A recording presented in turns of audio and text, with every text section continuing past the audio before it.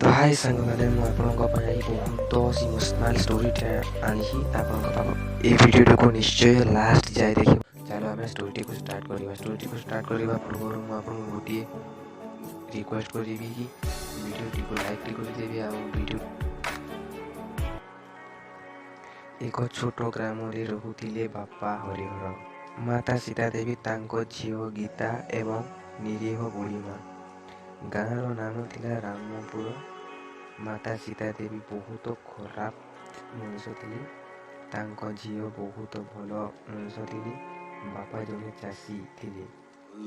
ମାତା ତାଙ୍କ ବୁଢ଼ୀମାକୁ ବହୁତ ଗାଳି ଦେଉଥିଲେ। ଗୀତା ତାର ବୁଢ଼ୀମାକୁ ବହୁତ ଭଲ ପାଉଥିଲେ। ଗୋଟିଏ ଦିନର କଥା, ହରିହର ଧାନ କାଟିବାକୁ ଧାନ ବିଲକୁ ଯାଇଥିଲେ।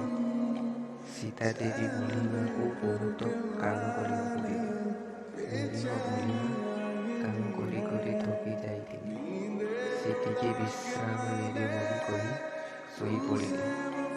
ତାପରେ ସୀତା ଦେବୀ ଆସିଲେ ତ ବୁଢ଼ୀମା ଶୋଇପଡ଼ିଛି। ବୁଢ଼ୀମାକୁ ନିଦରୁ ଉଠେଇ ବହୁତ ମାରିଲେ ଆଉ କହିଲେ, ତୁ ଏଠି କାମ ନ କରି ଶୋଇପଡ଼ିଛୁ। ସେଦିନ ରାତିରେ ବୁଢ଼ୀମାର ଗୋଡ଼ ହାତ ବ୍ୟଥା ହୋଇଥାଏ। ଗୀତା ଆସି ତାର ଗୋଡ଼ ପାଖରେ ବସି ତାଙ୍କ ଗୋଡ଼କୁ କୁଣ୍ଢେଇଲେ। ଏସବୁ ଲୁଚି ଲୁଚି ସୀତା ଦେବୀ ଦେଖୁଥାନ୍ତି। ଏସବୁ ଦେଖି ସୀତା ଦେବୀ ଗୀତାର ହାତ ଟାଣି ଟାଣି ନେଉଥିଲେ। ଗୀତା ବା କ'ଣ କରିପାରିବ? ସେଦିନ ସନ୍ଧ୍ୟାରେ ଘରେ ଏକ ଛୋଟ ମେଳାଟିଏ ଥିଲା। ସୀତା ଦେବୀ ବୁଢ଼ୀମାକୁ ସବୁ କାମ କରିବାକୁ ଦେଲେ। ଶେଷରେ ମା ହତାଶ ହୋଇ ପଡ଼ିଲେ।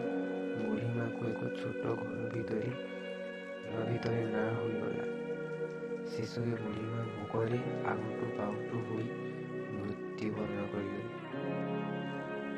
ତାପରେ ସୀତା ଦେବୀଙ୍କର ଆଖି ଖୋଲିଲା ଆଉ ନିଜ ଭୁଲକୁ ନିଜେ ବୁଝିପାରିଲେ। ଭାଇମାନେ